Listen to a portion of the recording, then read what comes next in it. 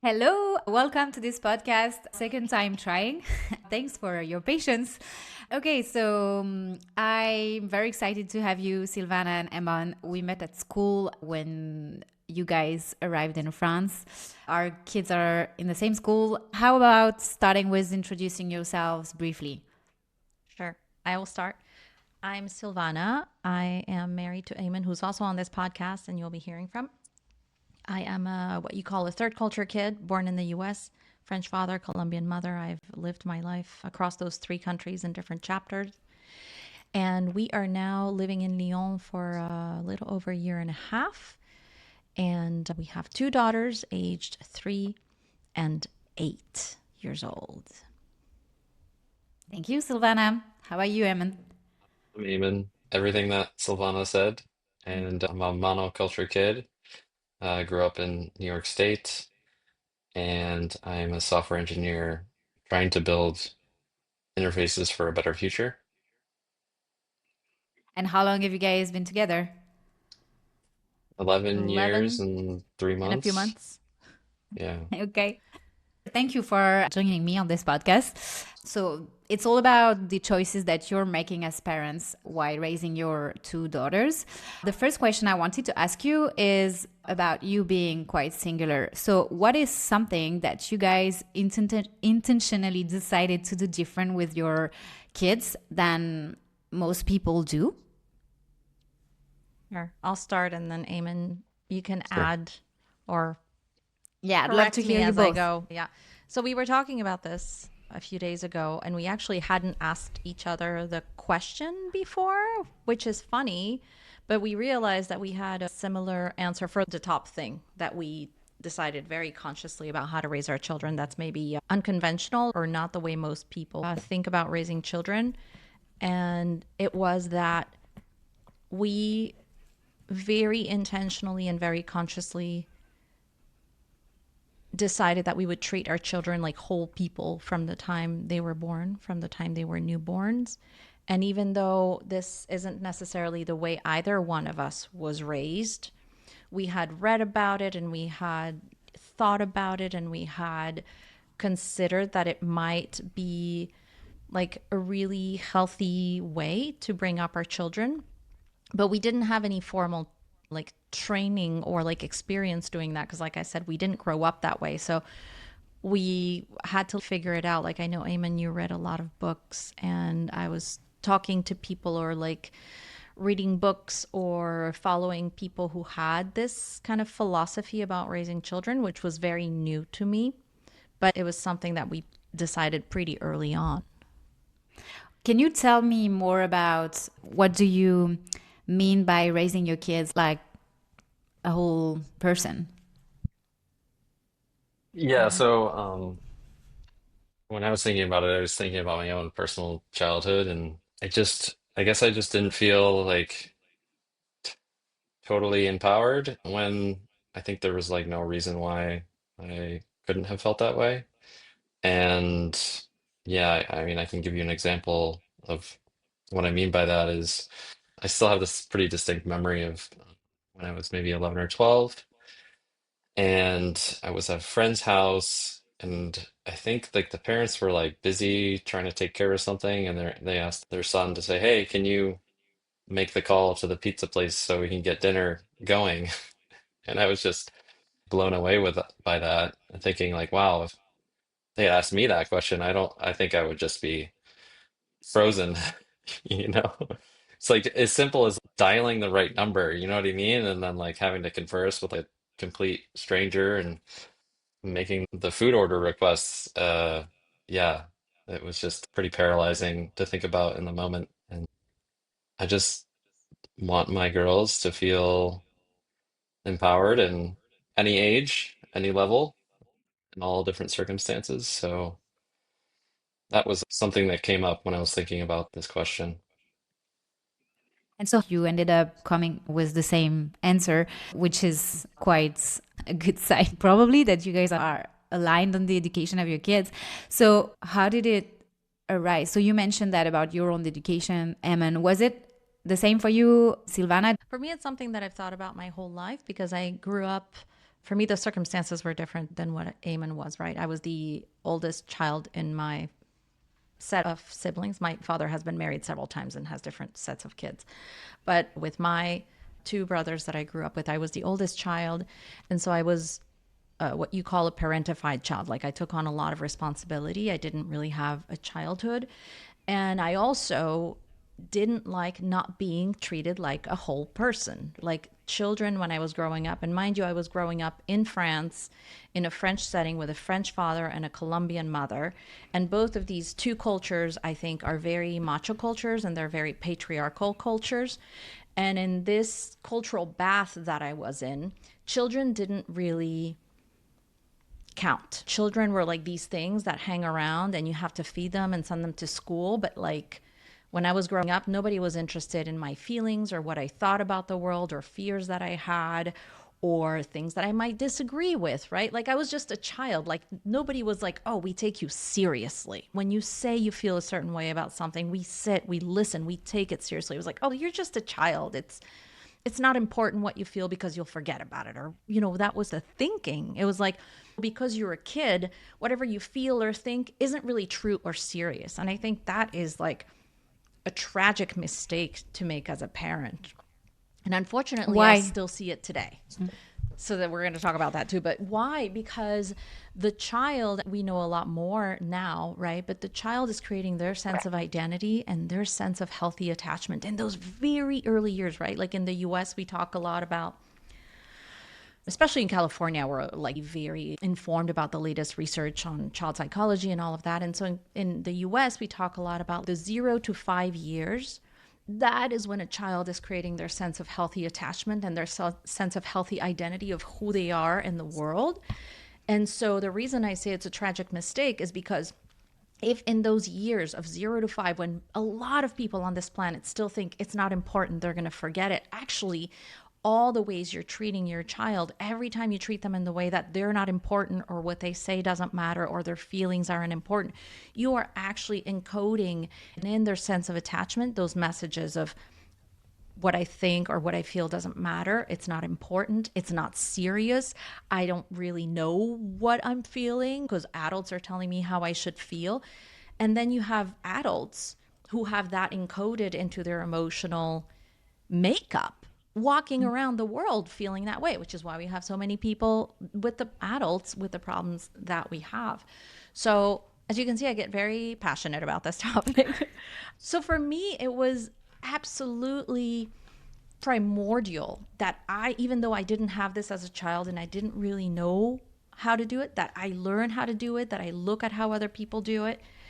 And I was lucky to have people around me in that time who were able to show me the way. Like I have a very distinct memory of our first nanny who came basically to watch Delphine, our first baby, when she was 3 months old, right? Because in the US, you take very short maternity leaves from work. So at 3 months old, our nanny, Marlene, came to take care of her for the first time. And I was working part-time and I was working out of the house. So it's not like I was leaving the house. But that morning I had to go somewhere.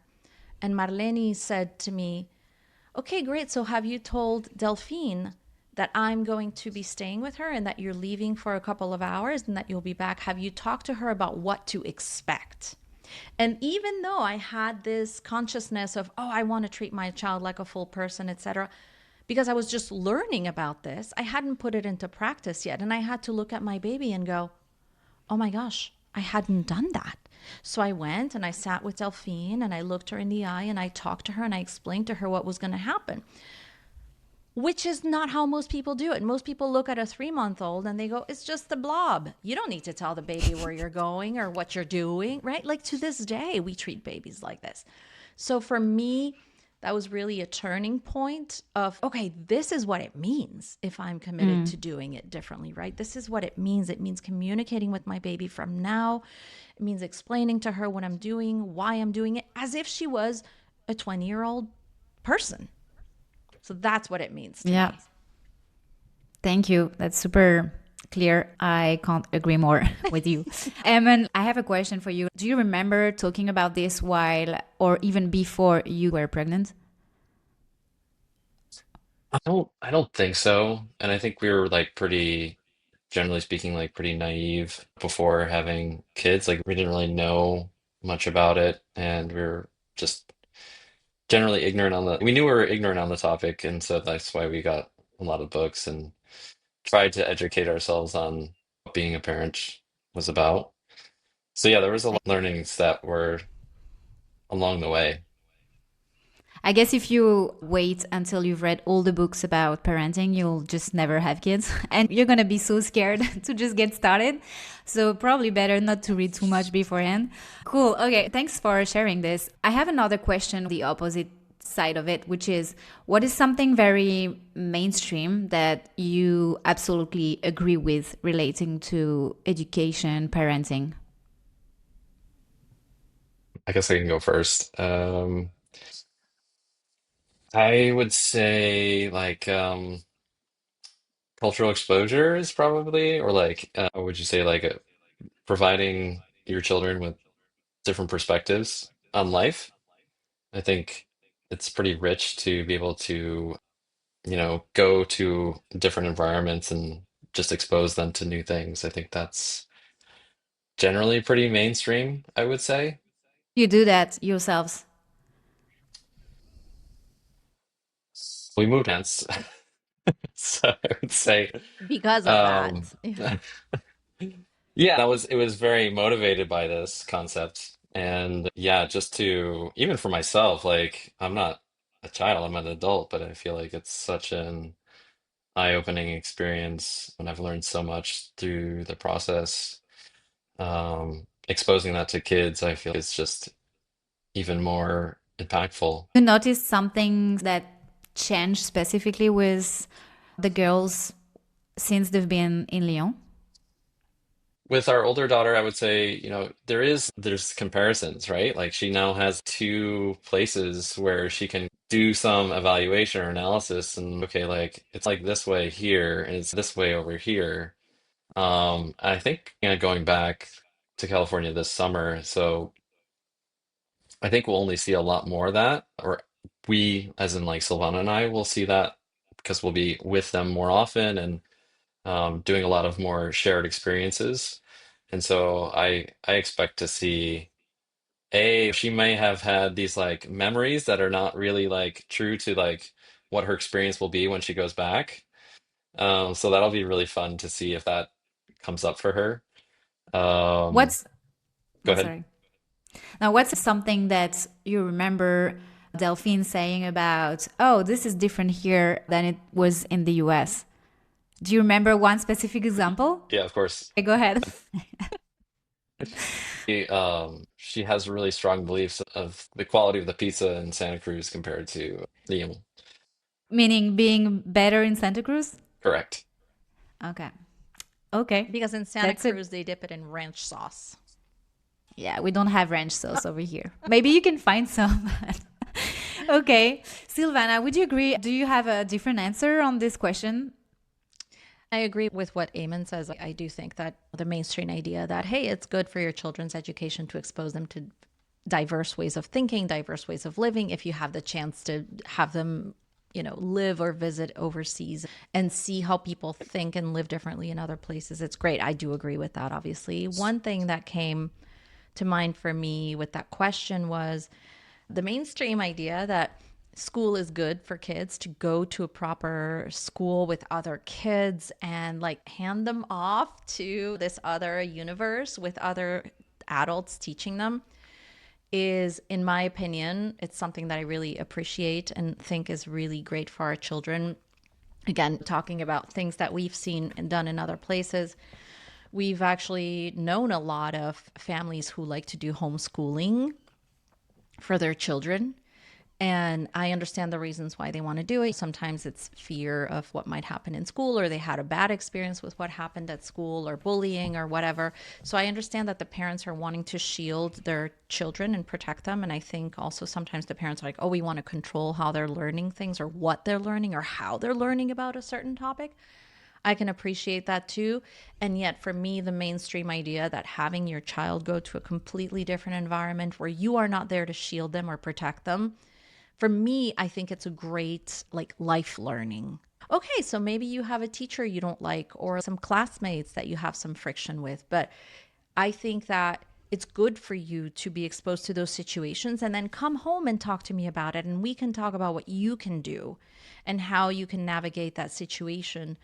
But I think it's healthy for a child to be exposed to things outside the home, and it's healthy for them to not have mom or dad control their whole life and their learning and put them in a bubble. So I really like school as a way to practice being in a different place where you have to be, again, you have to be your own person and you have to face the world and figure out how to be in the world and how to navigate the challenges that come with being around other humans. Agree. As long as it's shared, like a choice. Of course, like school is really a very important topic as a parent. Should I unschool, homeschool? What kind of school should I choose for my kids? Of course, when you have the chance to be able to ask yourself these questions. But jumping up on this, Sylvana and Eamon, the question is for any of you. How did you decide to enroll your kids to this school, which is a Montessori school? What was the process? Why this choice? Yes, I think we've always been interested in like the Montessori philosophy.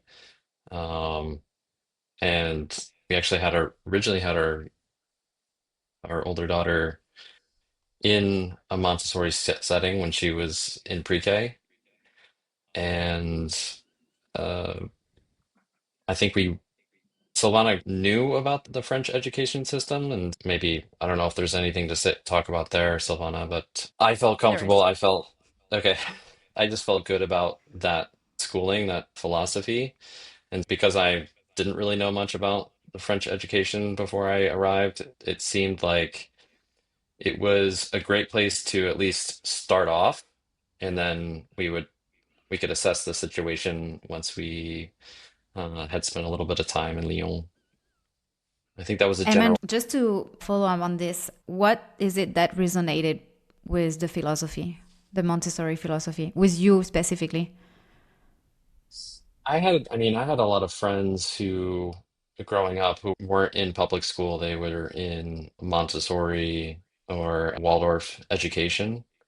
And so I kind of wasn't exposed to it directly, but I would attend my friends' events in these schools and stuff like that, and I just thought it was I didn't at the time I didn't really understand the whole philosophy, but it seemed like a really nurturing, and it's the word I'm looking for, like a holistic kind of approach to education. In terms of activities or in terms of. Yeah, like I'm that my friends were learning and doing in school were actually quite different from the traditional schooling that I got. And I don't know, I thought it was really cool. I thought the skills that they learned were pretty interesting. What So, do you remember? Because usually when you say Montessori, people are usually either all in or I don't want to hear about it. So I'm trying to understand. So when you say the skills that they had that you didn't have, like what is something that you remember and that made you good in that direction? yeah, so like with traditional schooling, I would say it's like very theoretical and you're just using your mind for the most part. And with Montessori or sorry, Well, Waldorf, thank you. Um, you're using your hands. You're learning like really practical skills. There's like a performance component to it. Not to say that like, there isn't like fine arts or arts component to traditional schooling, although I think that's less and less these days. Yeah, it was just like more collective effort and yeah, just like I don't know, just really interesting topics where like you're building, you know, an instrument, for example. Like this, that's one of the things that I remember is yeah, my class or my friends were learning on how to build these like wooden instruments, right? And so it's just I don't know, that's just something that's pretty interesting. Thank you. What's your take on that, Silvana, about the school choices?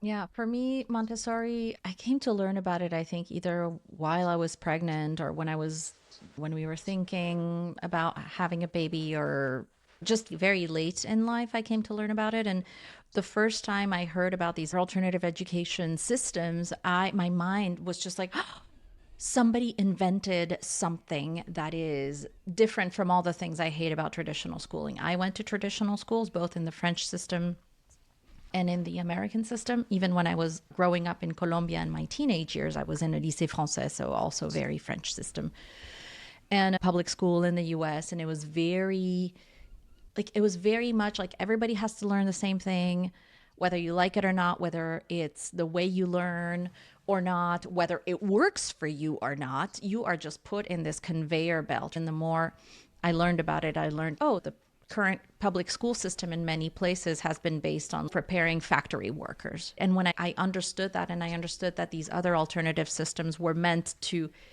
teach humans to not be trained to become factory workers or military people who obey orders, I just immediately wanted to read about it and learn about it. And what I really love in the Montessori schooling system, which is what we chose to ultimately go with, because we were also looking at the Waldorf system, which I think is also fascinating.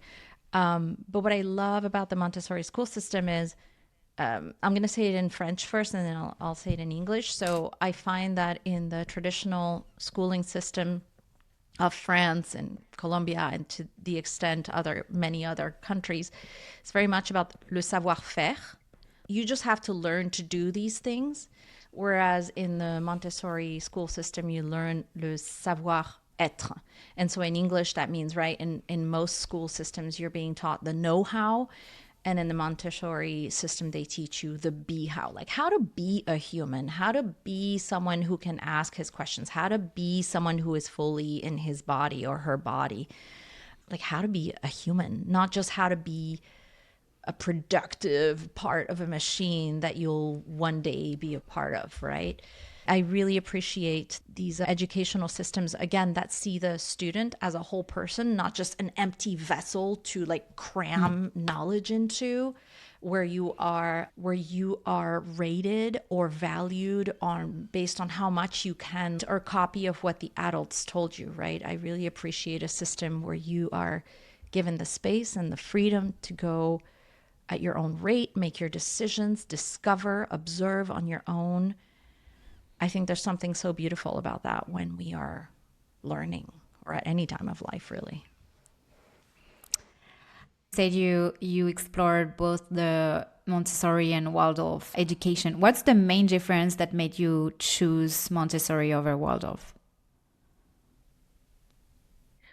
Honestly, it was what was available at the time. Okay. Like where we wanted to, even though they're both super different from each other, by the way, but either or would have been great for us. Can you just like in one sentence give us how they're different? Because I know the Montessori approach very well, but I'm not familiar at all with the Waldorf system. Also because of the reason that you gave is that there are way less schools that are Waldorf. Yeah. So yeah. So what have you understood about these two different models? I'm super curious to understand that. Sure.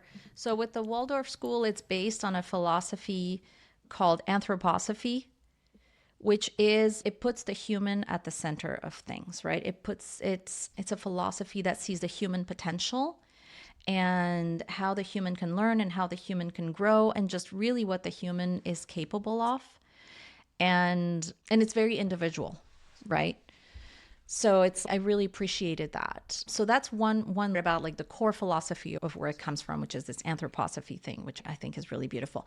In the actual Waldorf school, what we saw when we visited Waldorf schools was that there is actually a lot more freedom than there is in a Montessori school. Montessori, there's freedom inside of a very, very defined framework, right? And it's this at this time and not that. Whereas Waldorf, it's like We visited the schools and they would tell us, oh, if the kid doesn't show any interest in reading until they're 9 years old, we're not going to force them. If they want to climb trees and count the leaves on the tree for 2 weeks, they can do that. And I'm caricaturizing, of course.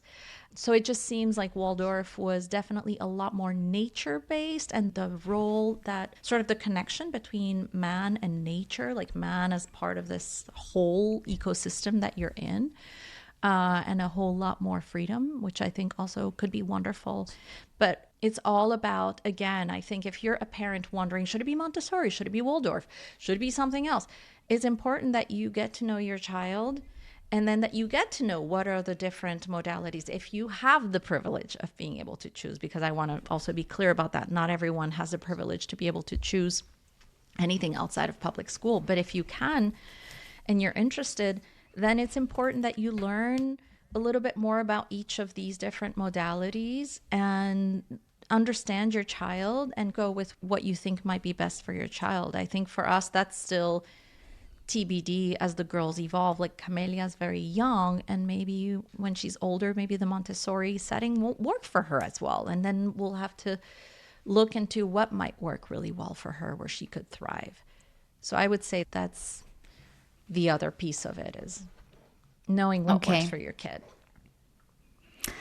Interesting. So to stay on the topic of school just for a little bit, we love having this discussion with Kev about we wish this specific topic was taught at school and it's not. And we have a list of things that if we ever have a school one day, we want to be teaching these things to kids. If you had a wish for school to teach one topic, what would that be? And that is not yet, of course.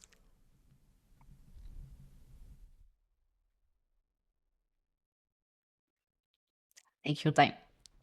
It's a good question. I don't know that I have one. I'm reading a biography of Alan Watts. He is English born, but he is known as the one of the foremost teachers who brought Zen and Buddhism to the West in the 60s. He was teaching these very kind of foreign philosophies to the Western audiences, right? And he did really well because he had a really beautiful way of teaching about it. And in his book, he talks a few times about things that he wishes would be taught in schools. And it's interesting because he's from a different era. He passed away now, but the things that he listed in there, It's still the same. it's still valid. He was talking about like how to understand human nature, how to understand each other, history, like learning enough history, but not like to memorize facts and dates and names of presidents, but to study history in a way that it helps you understand your own nature and how we work. And so there's so many things that I wish would be taught in schools. And if it wasn't like one topic I wish would be taught in school, I think it would be more like about the way that things are taught in school. Oh, like, okay, Like what, for example? How would that look like? like teaching kids to have more curiosity, like teaching kids to learn with curiosity. It's okay if you want to keep teaching maths and history in the same way that you've been, that you've been teaching them, but teach the child to approach any new concept with curiosity so that he or she can ask questions, push back, follow their own curiosity also. Oh, I want to discover why these numbers do this when you do that with them, and letting them really follow their curiosity, approach new things with curiosity, just as a real way of being in the world. Do you think we can teach curiosity Yes. versus, yeah, like versus nurturing someone's natural inner? Oh, Do yeah, you yeah, no, believe I know. everyone's curious? Because you mentioned like teaching curiosity, and I'm wondering how you do Yeah. that. So I think it's less It's about what we do and more about what we don't do. It's stop.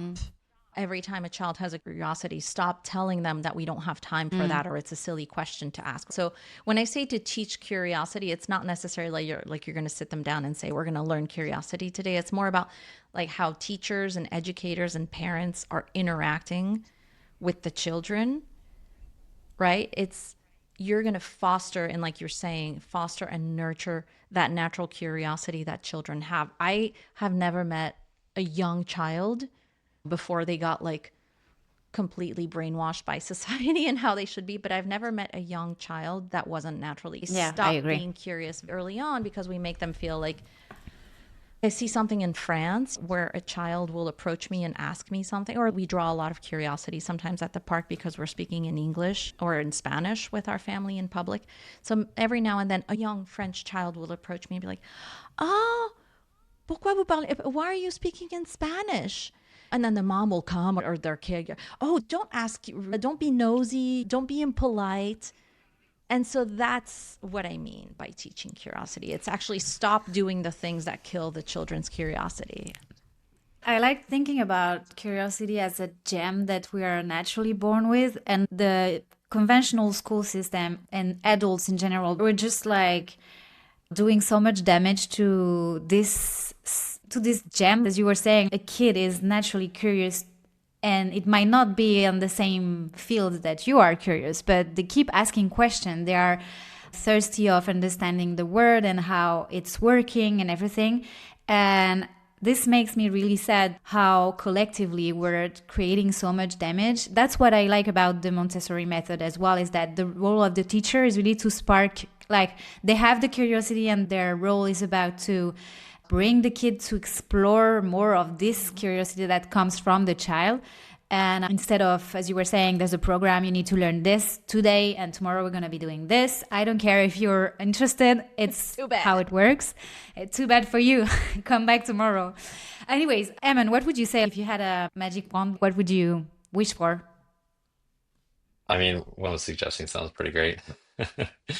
Yeah, I don't think I have anything off the top of my mind, but yeah, just to echo what you're saying, it's, at least where I grew up, like there's standards, right? And like you don't really even get explained why you have to be learning a specific topic. It's just like the next thing that you're supposed to learn.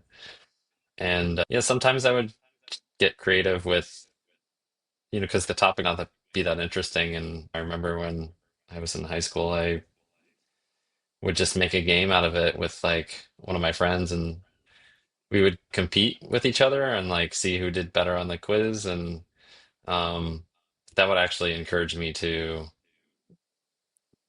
take the material a little bit more seriously. And yeah, it was also just a way to pass time. So I guess because we would brag and we would compare scores and joke and have a good time about the whole class. And there was a certain lightheartedness to it. And but we also put in more effort to learning the material and understanding everything. So I think it was a win-win. Okay. I'm going to ask you one question that's about thinking of your own education, how you were raised. So we're obviously going to have two different answers. But I'm interested to hear from both of you, what is something that you inherited from your education and that you want to pass along to your kids? Whoever is ready can start. I can start if you need more time, Eamon. Sure. This is top of mind for me because I was talking about it with a friend recently. One thing that I'm so grateful for that my mother passed on to me is the concept and the knowledge that being alone is really good for you. So I'll explain why. When I was a little girl, I am an introvert. I have always been an introvert, which for those who don't know, introvert does not mean shy or dislikes people. It just means when I start the day, I have what I call 10 social chips.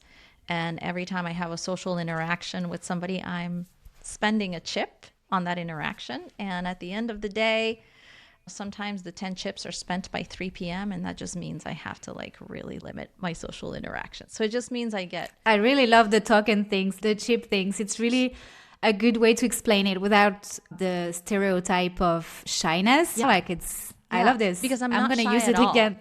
And I like Yeah, being you're not. around people. Yeah. It's just I have a limited bandwidth. And because my interactions are like I give it my all, it takes a lot of energy. So I've always been an introvert. And when I was growing up, I loved reading. I did not need to be with other people much. Like I just needed little doses every day of socializing. But for most of the time, I was very happy being alone, reading my books. I loved reading a book. I would climb into a tree People called me a weirdo. I would climb into a tree with my book and just spend the entire afternoon reading in the tree while the other kids were playing. And so that made a lot of kids pick on me, right? Because it's weird. Like a kid who likes to be alone is not the norm, again, because we're conditioned that you should like to be with other people, blah, blah, blah. And so I got picked on a lot. And then when I did want to have friends, sometimes people didn't want to hang out because they were like, oh, you're the weirdo that likes to hang out alone. Like, why do you want to hang out now? And they didn't understand that I still need some socializing, just not all the time.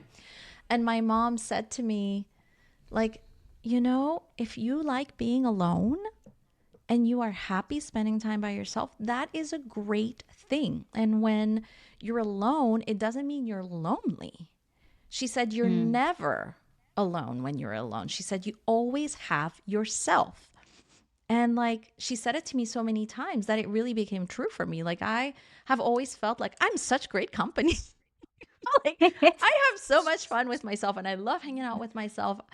And to this day, as an adult woman, it has meant that when I was 19 years old, I was able to take a trip by myself and like backpack and do the, what do you call it, loto stop, and to get places because I felt completely comfortable going places by myself. To this day, I will take myself with a book and go have dinner by myself on a night just because, like, my husband doesn't want to hang out with me or I don't have friends. No, I have plenty of friends, but I love having those times with myself to have time to reflect and just recharge my batteries. And it's such a blessing. So I think that's the biggest gift my mom passed on to me is be comfortable with yourself. You're your own best friend and you're never alone if you. It's very enlightening somehow. I wish I received that as a kid as well. In terms of trusting yourself, if you're not afraid of being alone, then you're so much stronger. It's the same as if you're not afraid to die, then you're just stronger than anybody else. But yeah, not fearing being just with yourself is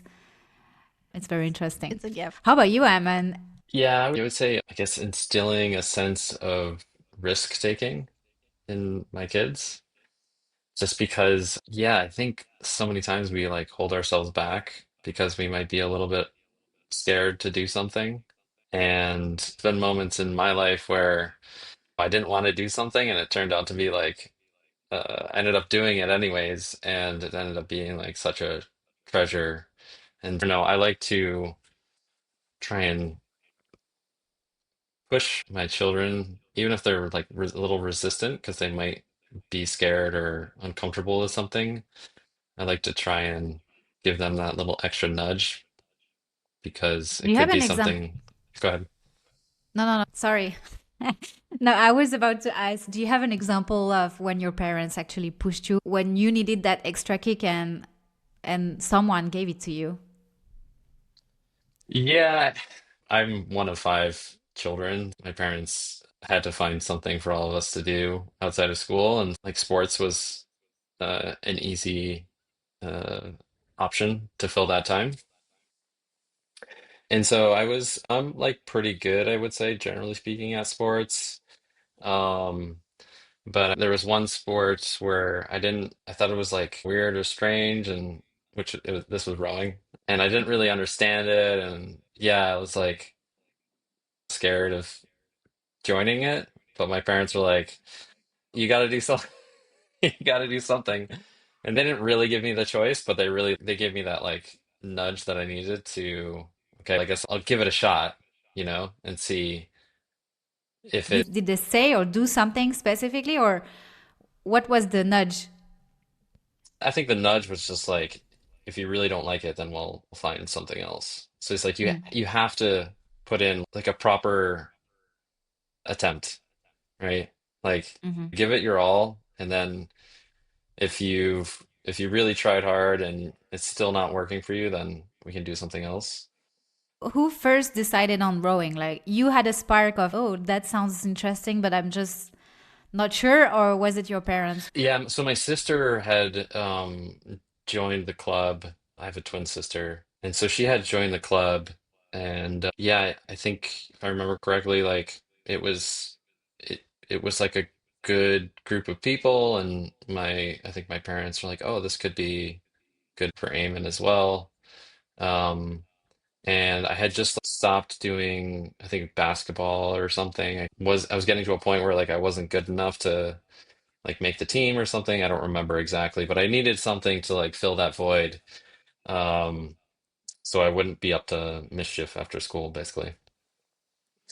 Okay. And yeah, I think it was just let's give it a shot because like our other daughter has had really good experience. It seems like a great community. And so they thought I guess they thought it would be a good fit for me, which I mean they were like 1,000% right. You became So great at it. Did you do yeah, some championship? I remember something like this. Now yeah, is your time to shine. yeah. I won a few state championships, I guess, and we competed at the national level. Was So it a two people boat or was it or a skiff or mostly in eights, some in some fours, and I did some singles work as well. So I was all over the place, but yeah, the I was a little lightweight. Men's eight was like the probably our most successful boat, at least when I was with the team. nice? Yeah, yeah, it was great fun, and I made lifelong friends, and it was just such a good experience, and I got exposed to so many things that yeah, I wouldn't trade it for anything. I like it. The flip side of my first question, what is something that you inherited that you lived as a kid and that you intentionally want to stop? Like this is not going to my daughters, basically. For me, there's many things that I want to leave behind, but I Okay, would pick one, the say most important yes. pick the most important one. The umbrella to all of Yeah. those things I would say is this is super important. For me, it was clear that my parents didn't really prepare mindfully or consciously to become parents. It was just like most people like, oh, you have children because it's just what humans have done for millennia and you don't really think about being a good parent. And so for me, the biggest thing was just really making sure that I worked on all my childhood baggage and all my previous emotional and psychological baggage before I brought children into this world. I didn't just want to do it like something like I just went grocery shopping today. Oh, by the way, I'm pregnant. I really wanted So it to what be have you special. done? How have you prepared yourself? I went to therapy for the first time when I was 19 so I could understand what healthy relationships look like because I was in unhealthy relationships with men. And I realized this is because of the model I had seen in my home. I went to therapy for the first time when I was 19. And then right before I got pregnant, Eamon and I went to couples therapy together to work out our stuff before bringing in another person in the game. So therapy has definitely been a huge help for me to help me understand my childhood and leave that behind and make sure I can heal before I welcome a new human in this life and as I'm raising these humans. There was the Landmark Forum, which I highly recommend. It's a 3-day course where you get to, again, go back into the past, make sense of the past, and leave the past in the past. So it's a very healing, transformative course that is taught all over the world. I highly recommend it to anyone, whether you're looking to be a parent or not. But the Landmark Forum is amazing. It's truly transformative. I did it at 22, and I like to say that my life went on a completely different trajectory because of it. And then any form of reading books or having coaches or mentors, just surrounding myself with people who I look up to and who I think have something to teach me about how to be a more grounded, more healthy, more mentally healthy person and happy person so that I can be the best mom to my children. So it's really taking care of my own personal baggage so that I don't pass that on to my kids. Yeah, it's been a very intentional journey on your Yeah. side. How about you, Emin? I had a very different childhood compared to Sylvana. I don't know if there's like anything that like absolutely want to stop. It's just I think I would say um trying to be like a really present and loving father and like very um my parents weren't like the most affectionate of parents, so I want to like try and be very affectionate with my daughters and also this kind of like goes back to like our kids like adults, but try and have a relationship as a father where we're also friends. And so like really being able to specifically them for them to come to me if there's like a problem or if there's something that they don't understand. I don't ever really want them to hesitate around those moments where they don't feel comfortable coming to me with things. So really having a good relationship around communication and affection, I think, are two things that I'm trying to always work on with our girls. Okay, it's beautiful.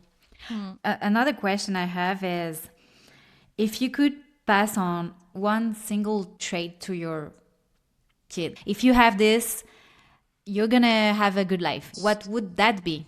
Do you want to go, Sylvana, or? Sure, I can go. This is also top of mind because I was talking about it with a client not too long ago. But growth mindset is something I want to nurture in my girls. The whole growth mindset versus fixed mindset, right? The fixed mindset says, oh, I'm not good at drawing, so I must not be a good artist. And you stop there.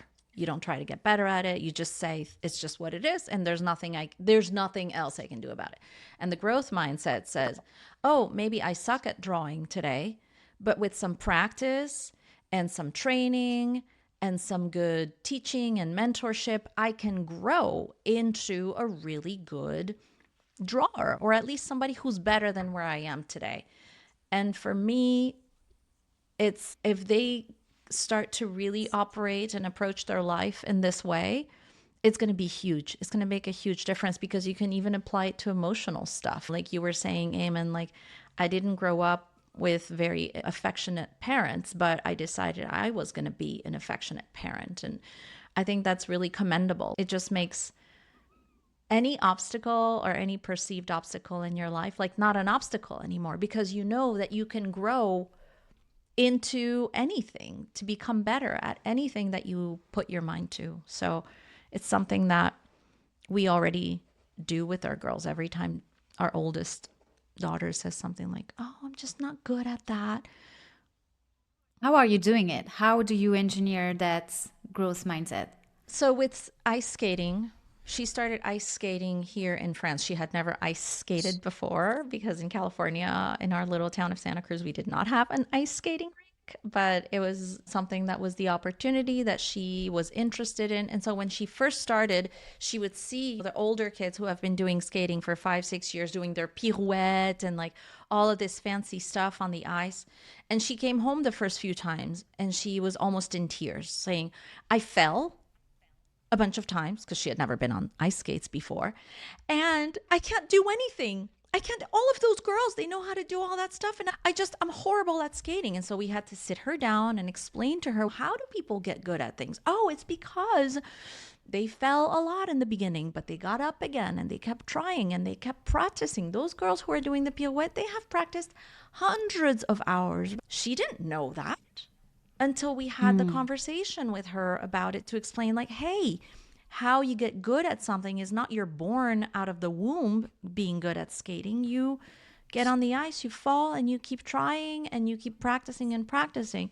And it's so cool now to see our daughter, our oldest daughter, have this because she'll say, oh, like those gymnasts like Simone Biles, I'm sure she practiced a lot of hours and a lot of years to become. That's her thinking now. And was it enough just to have this conversation with her? You got to have it over and Yes, over and many with times. different things, right? Reminders. Like you, Eamon, have had the conversation with her with other topics, right? Yeah, So it's for like, sure. it's not a one and done, but make it part of your conversations, then it starts to stick and it starts to become how they think. Was there a way to have this conversation that sticked with her? I think, she has a cousin who's really great at drawing.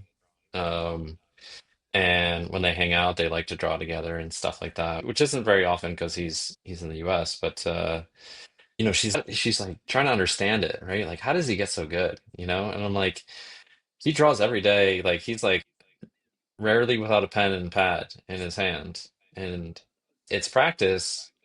And she it's progressively getting better and better, and you can see that it's clicking because okay, like he does this all the time, so I'm gonna and she actually starts to notice her progression in the quality of her drawings, and so I think having something to like aim for that's like tangible, Mm. that's not conceptual, um, makes a big difference. And so it's something that I think motivates her to keep trying. And yeah, I think that's like a quality, it's a really important quality that we want to instill in our kids is this idea of perseverance and not giving up if they fail like the first time or the second time or third time. I think it's a really quality to have as a human being. Is that what you would answer to the question I previously asked? That wasn't what I had in mind. Okay, so tell me what I you was had gonna in say mind. mine was like way more like practical. I was because of my background, I was like, and this might change. Like I haven't this topic with either of our daughters, but this might change with the way things are going with AI. But I was gonna say something along the lines of, oh, it's incredibly useful to know some like basic programming concepts, and that way, like I think it helps having that perspective to understand. We work with like computers every day, so if there's like a technical problem, it's just like, oh, like I don't understand it, like why is it, and usually people just give up and walk away. And so I think, or maybe it could be something that she might be interested in pursuing and maybe getting a degree. I have no idea, but I think just having that like basic foundation of like simple computer science concepts, at least I think still a little bit valuable in today's world. Okay, so this makes the perfect transition to the second part of the discussion. My question was, how do you see tech today enabling you parents to pass on those very important things to your kids? And so we could do the transition with this programming skills that you mentioned. Emma, have you tried any specific programs or tools to help your eldest or even the youngest get started on those programming skills? No, I don't think we have. I mean, yeah, Sylvana, correct me if I'm wrong, but I don't think we've really exposed them to any kind of like computer sciencey concepts. We have our younger daughter has this like little Lightning McQueen like computer which has like little games on it and stuff, but I wouldn't qualify that as anything around like computer Learning. sciencey. Yeah, it's more like learning the alphabet and stuff like that. Okay, I am just trying to understand. So you're saying learning basic programming quite early on is something very important for you, Eamon. The reason why you haven't started yet, is it because you think they are too young, or is it because of a lack of time or anything else? What's in the way? I would say they're too young. I think maybe like around 10 years old is probably, unless she starts showing interest sooner. But yeah, I wouldn't introduce it to her just yet. It's my thinking. Why is it too soon? I feel it probably wouldn't interest her, or maybe she wouldn't understand conceptually like why I'm showing her these things. So yeah, Did she ever show any interest in learning what you're doing behind your computer? she'll remark on what's on my screen and be like, "Oh wow, look at all those colors like on the like in the text," and Yeah. but that's like kind of as far as it goes. She might ask me what I'm doing, and if I try to explain it to her, I'll probably lose her interest pretty quickly. So are you waiting for something coming from her, or would you intentionally open up this topic? Yeah, both for sure. And have you heard about any friends using any specific tools for kids to learn how to start coding, for instance? Yeah, I have. I can't remember it off the top of my head, but there's a really popular one where it's very like it's like visual programming, and it's you're moving shapes and colors and stuff around on a canvas, but you can even make like even more complex little applications that do specific things, is my understanding. I just haven't dove into it, just because I feel like our kids have been too young to introduce that to them. But obviously, our older daughters gonna get to this point pretty soon. I can share with you the link after the podcast Yeah. once I find it. Have you heard good things about it? Hearing from other kids and saying, yeah, like it's just something, it's a form of like creative expression and just like the pride of being able to achieve what's taking something from like their mind and like making it a reality, I think is just such an empowering ability. And you can tell by like these kids who are just using these tools, just yeah, they're just totally into it and they love what they've produced.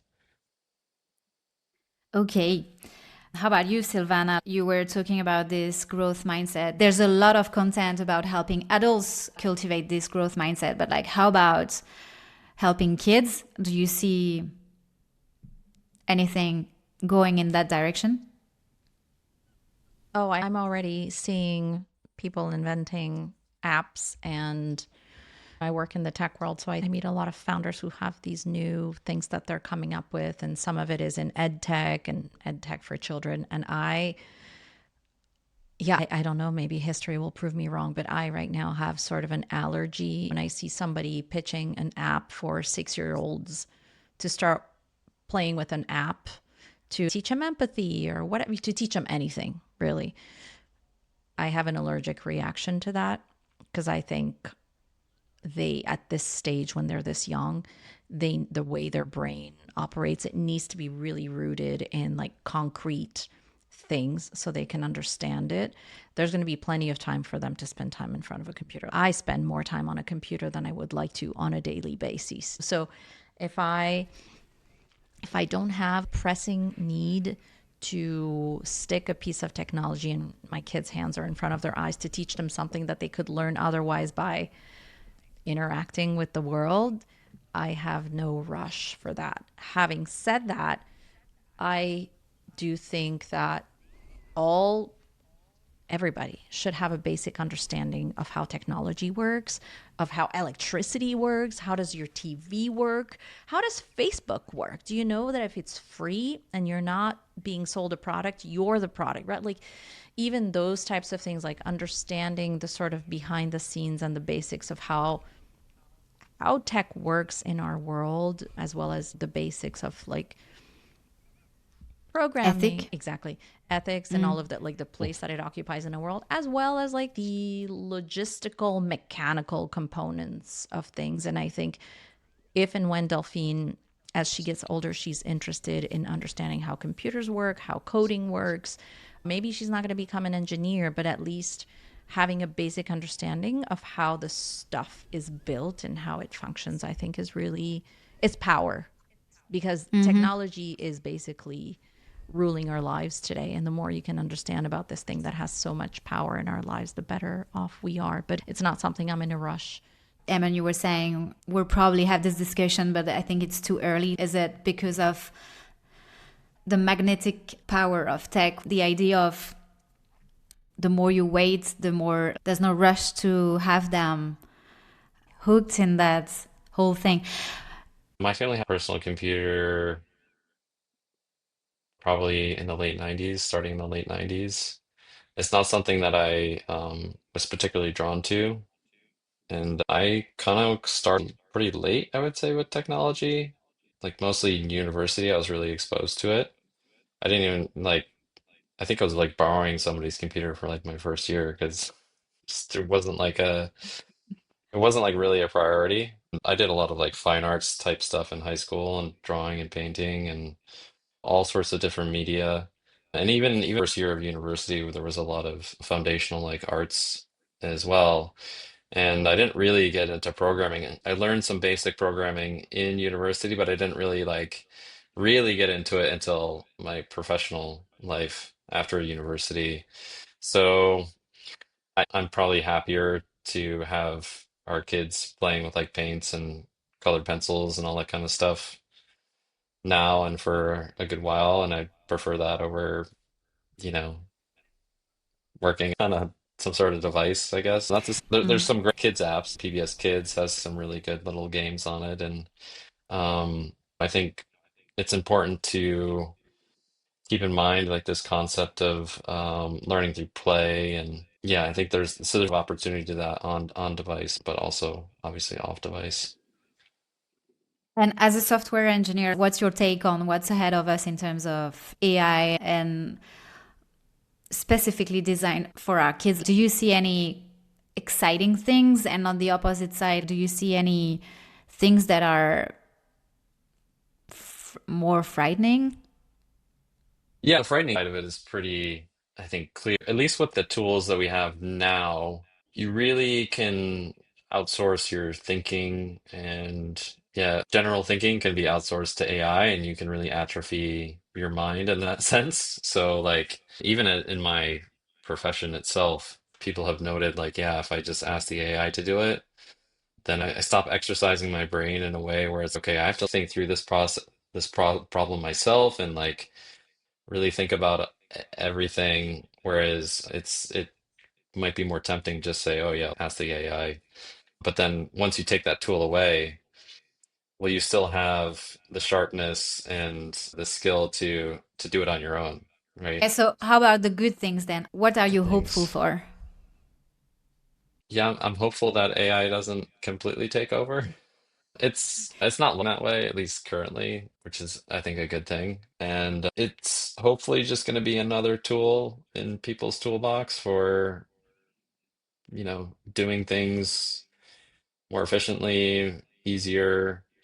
We have these like, general large language models that kind of try and solve all the problems for whatever you throw at it. It's going to try and give you like a really intelligent response. I guess I would love to see something more like domain specific where it can really aid you in one certain area, what it might be, like medical, it might be, I don't know, writing poetry, it might be very specific topics where it's okay, they're really good at helping you with a certain problem. And yeah, they're generally high accuracy, but that's all they're really good at. They're very focused to like a specific domain. Mm.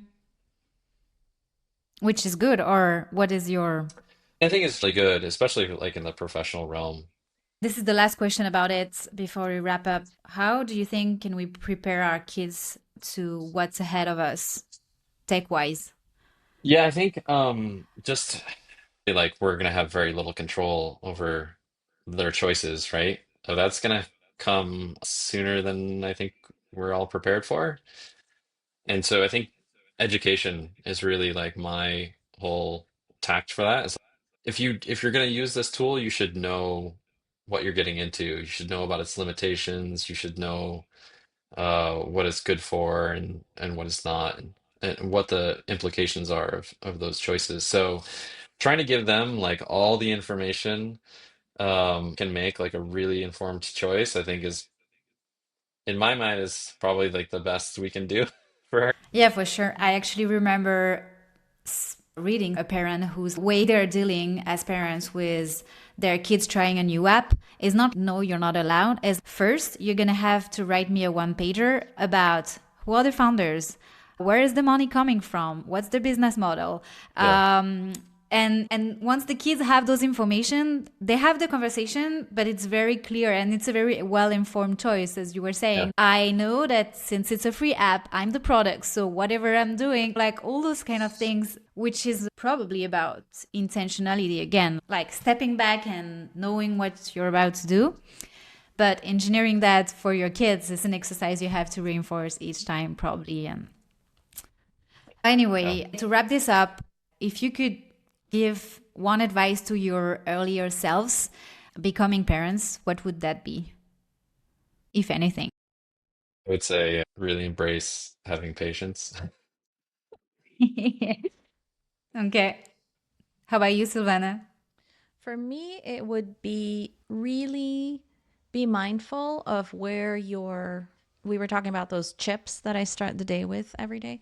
So Mm-hmm. for me, one of the things that took me by surprise about parenting is how much of my chips it uses up, right? Just like hanging out with my kids, tending to them, being really present for them, just being there. All of that is it takes a lot of my resources. So my advice from my younger self would be really mindful every day about refilling your own resources so that you are as much as possible in a good place to interact with your kids every day, because that has been a learning curve for me and I'm much better at it now, but it was definitely a surprise in the beginning, like, why am I so tired and it's 3 p.m.? Oh yeah, I'm not managing my I've had a resources properly. I got to do better at that, and now I'm much better at it, and I feel like there's still meltdowns and there's still tough days, but I'm better equipped to deal with it. They're not the problem. The problem is, how am I managing my resources to be there for them?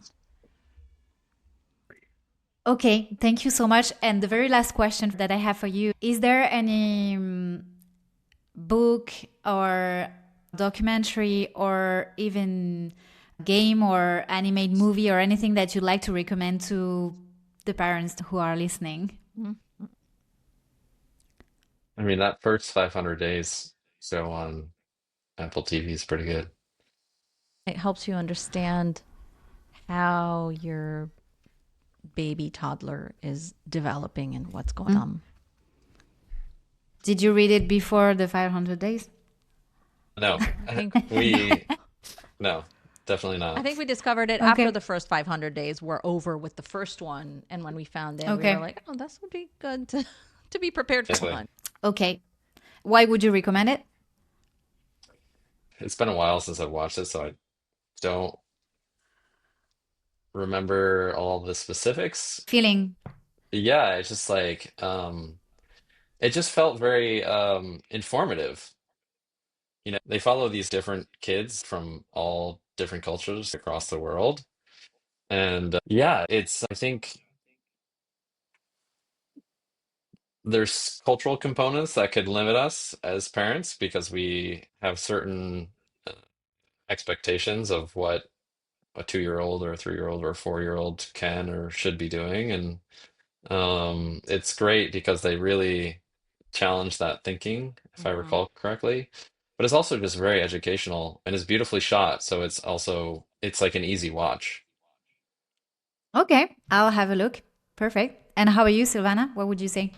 There is a book that has really been helpful to me. It's called Listen, and it is by Patty Whipfler and Tasha Shore. So it's called Listen, 5 Simple Tools to Meet Your Everyday Parenting Challenges. And the book is basically out and explaining the hand in hand parenting philosophy, which is, for me, it has been the one that has resonated the most and has been the most influential in how I parent my child, which is for your child to be able to navigate the difficult times or the difficult things that happen in their life that are small things to us, but they're huge things to them. You, as the parent or as the caregiver, you first need to create a really stable and strong emotional connection with them.